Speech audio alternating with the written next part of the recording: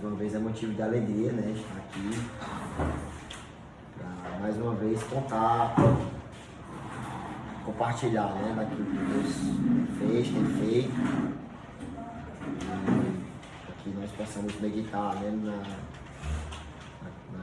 no poder, né, de Deus, na capacidade de Deus fazer grandes coisas. Eu queria compartilhar um texto com os irmãos, Marcos capítulo 9, a partir do versículo 17, Marcos 9, 17, diz assim: E um da multidão, respondendo, disse: Mestre, trouxe-te o meu filho, que tem um espírito mudo, e este, onde quer que o apanha, despedaça-o, e ele espuma e range os dentes, e vai se definhando. E eu disse aos teus discípulos que o expulsassem, mas não puderam. E ele respondendo lhes disse: Ó geração incrédula, até quando estarei convosco?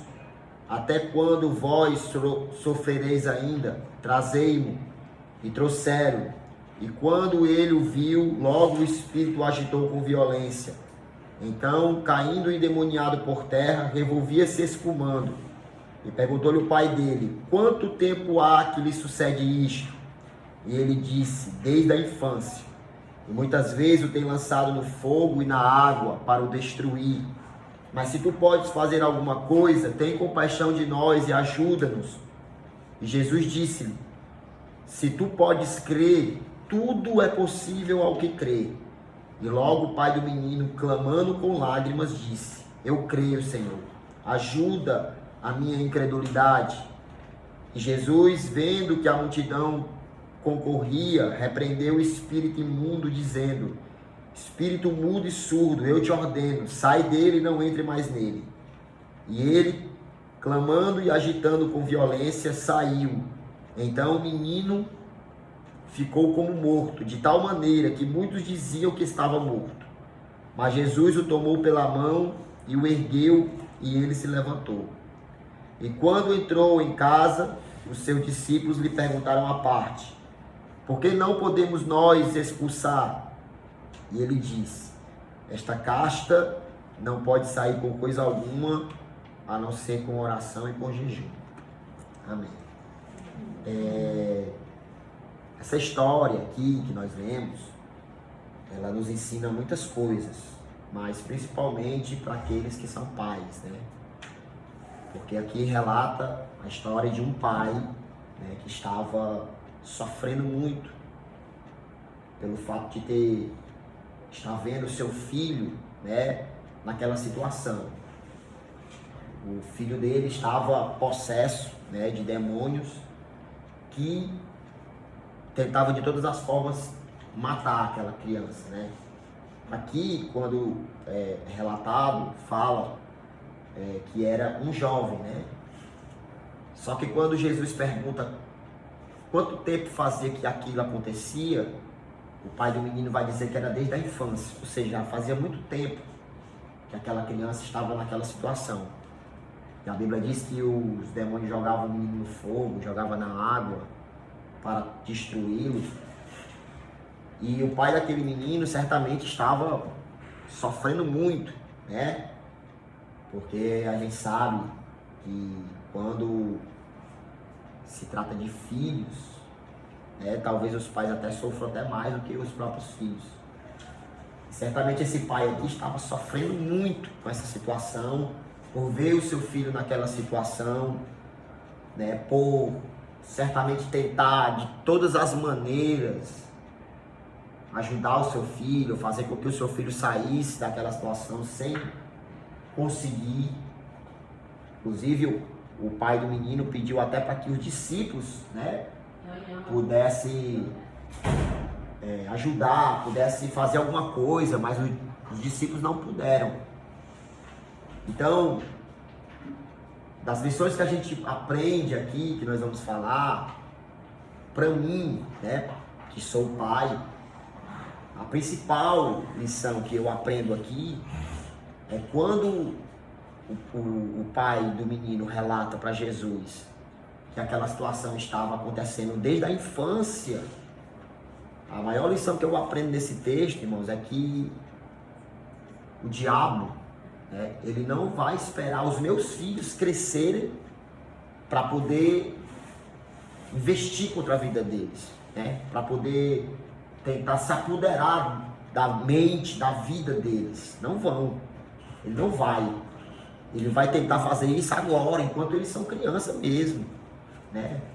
E a gente tem visto hoje isso acontecer diariamente, né? Talvez nunca na vida a gente viu hoje tantos ataques, né, às crianças como a gente tem visto hoje, né? Certamente nunca nós vimos coisas que, por exemplo, outra hora eram inimagináveis. A gente tem visto hoje as pessoas querer colocar na nossa mente como se isso fosse normal. E muitas das vezes, por falta de discernimento espiritual, né, as pessoas não conseguem ver que isso é sim algo maligno para corromper as crianças, para fazer com que as crianças sigam um caminho diferente daquilo que Deus quer. E consequentemente vai acarretar sofrimento tanto para as crianças como para os pais, né? Então, eu que sou pai, eu tenho que ter esse discernimento e fazer o quê? Fazer de tudo para proteger os meus filhos dessas investidas, desses ataques, né, por parte do nosso adversário, que existe, que é real. Por exemplo, a gente vê hoje, irmãos, muitas crianças já envolvidas na vida do crime. Crianças com 14, 15 anos que já mataram, que já estão assaltando, que já fazem de tudo. E muitas das vezes a gente não tem esse discernimento para saber, para entender que isso é de fato algo maligno, que conseguiu se apoderar daquela criança, né, e consequentemente está fazendo ela fazer isso. E a gente vê hoje muitos pais sofrendo, né, por ver os seus filhos assim. Quantos pais hoje não estão sofrendo por ver os seus filhos na droga? E quando criança a gente vê, sabe, que é já na infância que eles começam a enveredar por esse caminho da droga, né? Então, a maior lição que eu aprendo e tiro para minha vida mesmo é que eu preciso proteger os meus filhos desses ataques. E a melhor maneira, ou talvez a única maneira, na verdade, né, de eu proteger os meus filhos desses ataques, dessas investidas, é ensinando o meu filho, como a Bíblia diz, no caminho que se deve andar. A Bíblia diz, ensina a criança no caminho que se deve andar, para que ainda quando ele envelhecer, ele não venha se desviar dele. Então eu preciso ensinar aos meus filhos a palavra de Deus, o que é o certo, porque muitas coisas que para o mundo é normal, que para o mundo é comum, a palavra de Deus mostra que muitas das vezes não é. Então o que eu quero para os meus filhos é que eles sirvam a Deus, que eles obedeçam a Deus, né? Que eles sigam o caminho de Deus. Eu particularmente, eu já disse até para eles, eu não tenho como prioridade que os meus filhos sejam bem-sucedidos na área material, na área financeira, na área, que eles cursem faculdade, que eles se tornem doutores e ganhem muito dinheiro. Não, a minha prioridade é que os meus filhos obedeçam a Deus. Se eles venderem tapioca e obedecerem a Deus, eu vou estar muito feliz. Entendeu? Então, eu tenho que ensinar os meus filhos. E a melhor maneira de eu ensinar os meus filhos é com a minha própria vida, com o meu exemplo.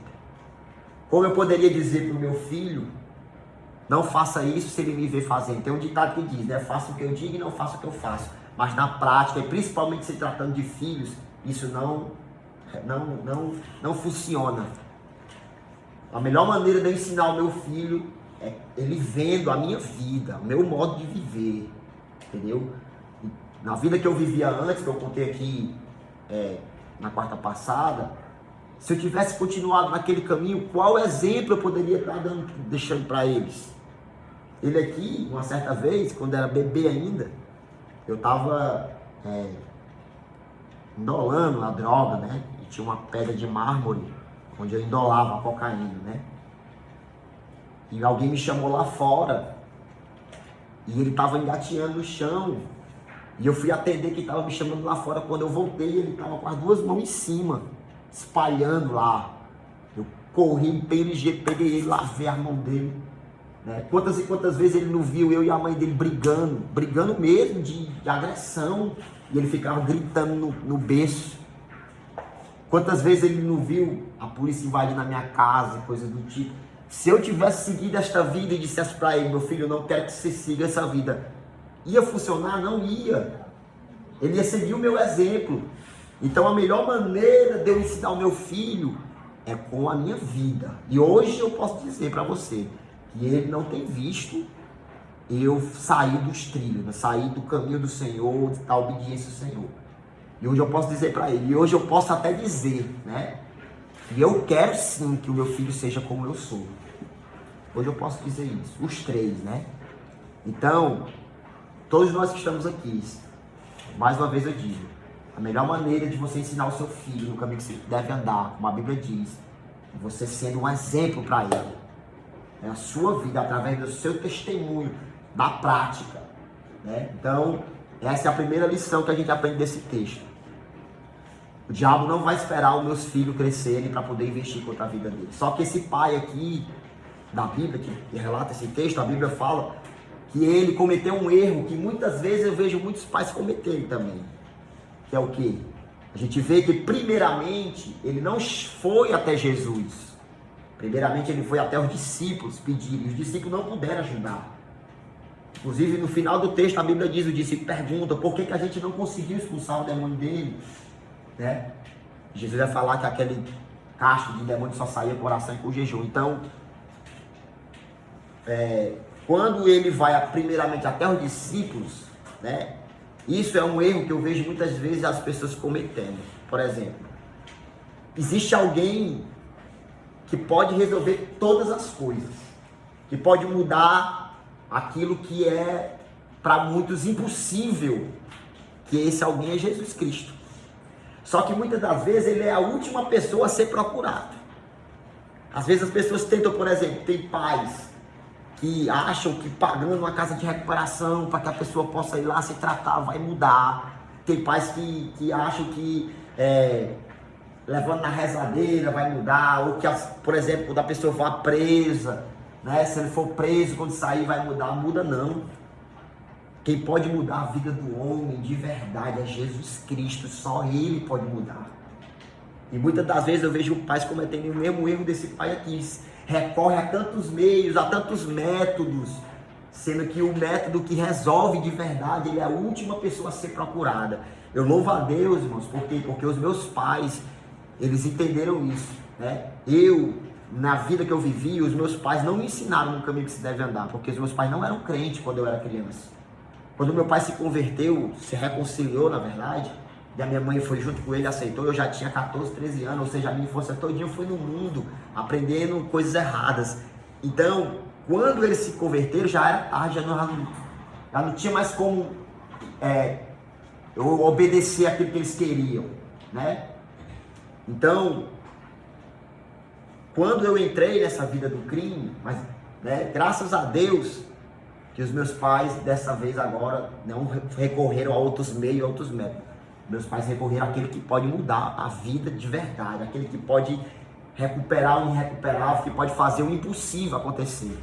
E quantas vezes eu me recordo de chegar em casa e ver a minha mãe lá no cantinho dela, falando sozinha. Eu chegava até a dizer para minha esposa que a minha mãe estava caducando, né? Tem uma consagração lá na igreja, lá, às 6 horas da manhã. Todo dia minha mãe estava lá, chegava lá para as irmãs, bote o nome do meu filho aí, Daniel, o nome dele. Então a minha mãe e meu pai, graças a Deus, recorreu àquele que pode reverter o quadro.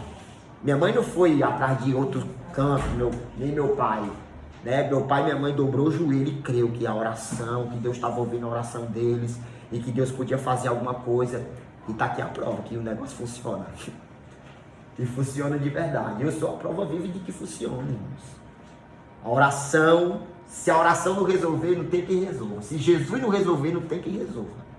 É Ele que pode mudar, Ele que pode transformar, Ele que pode fazer com que a pessoa se torne uma nova criatura. Só Ele.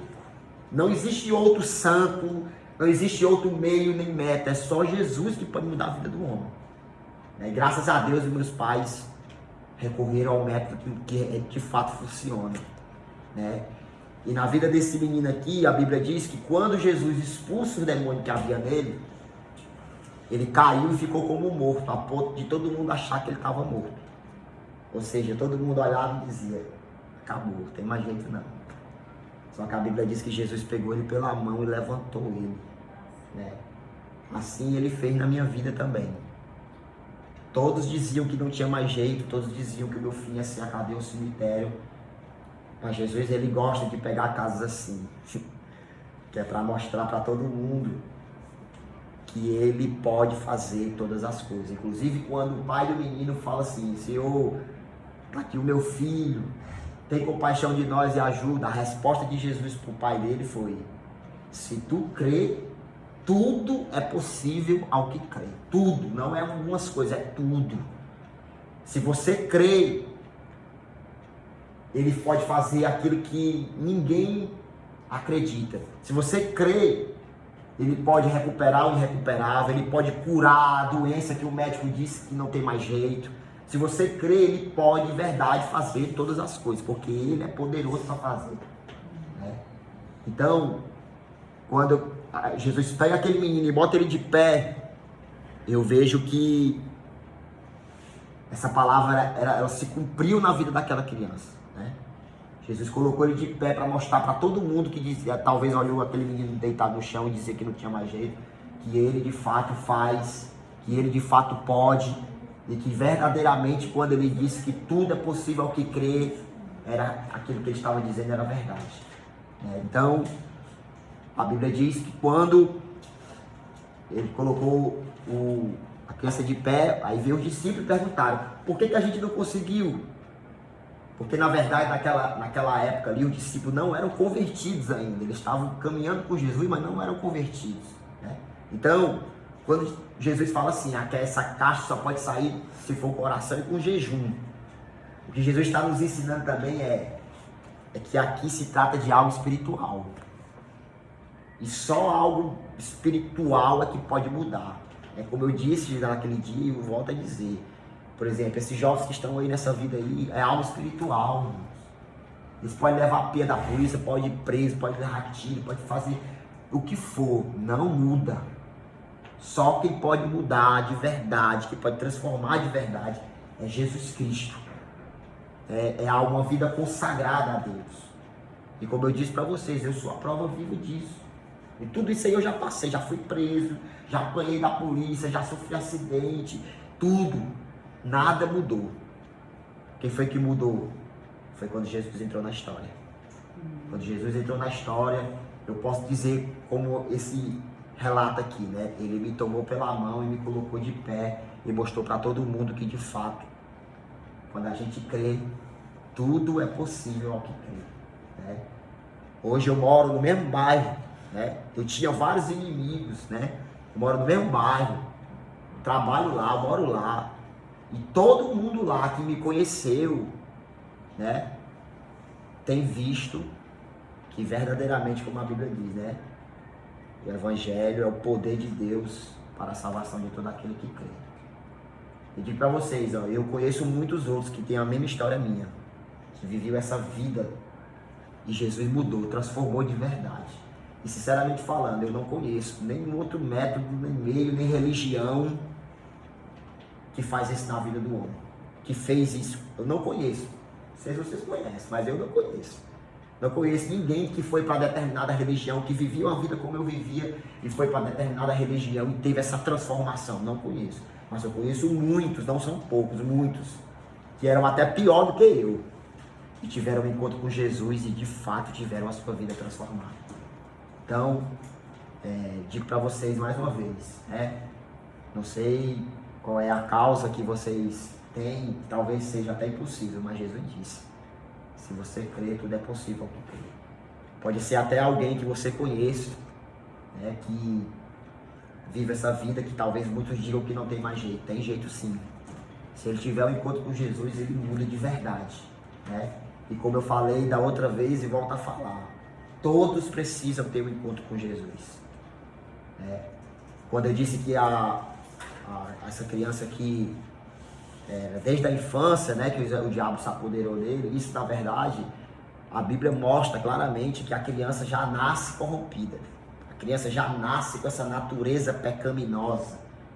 A Bíblia diz no Salmo 51, né, Davi dizendo: eis que em iniquidade eu fui formado, e em pecado me concebeu minha mãe. Ou seja, todo ser humano já nasce assim, já nasce inclinado. Por que a gente vê muitas das vezes uma criança começando a mentir, começando a cirar, sem a gente ensinar? É por conta dessa natureza que ela tem. Então todo ser humano tem isso. Enquanto ele não tiver encontro com Jesus Cristo, a sua natureza não vai ser transformada. Então, todos precisam ter um encontro com Ele, todos precisam se arrepender de seus pecados, todos precisam de salvação. Como eu falei da outra vez, às vezes a gente ouve o meu testemunho e diz: de fato você precisava mesmo ter um encontro com Jesus, senão você ia morrer.